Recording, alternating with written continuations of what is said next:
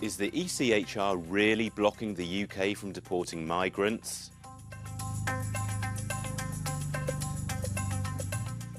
Threats to leave the European Convention on Human Rights are once again circulating in the UK as the right-wing Conservative Party elects its new leader. Some politicians accuse the European Court of Human Rights of being an obstacle to controlling immigration because the Convention allows asylum seekers to apply to the court to challenge their deportation. And in some ways, it's exactly that.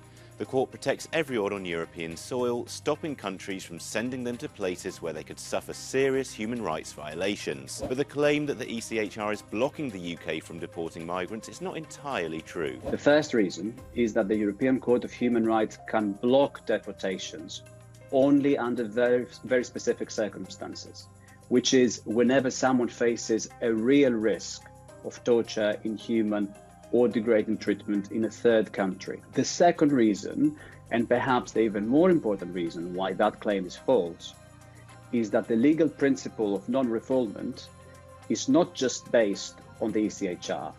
It is a core principle of international law. So, even if the UK left the ECHR, it would still be bound by other international obligations and treaties and wouldn't deal with immigration any faster. If the UK left, it would sit alongside the likes of Russia and Belarus outside the Council of Europe, which incidentally has nothing to do with the EU. So, would there be any benefit to the UK leaving? It would be a devastating blow to the UK's reputation within Europe and beyond as a kind of, as a country that accepted basic human rights obligations.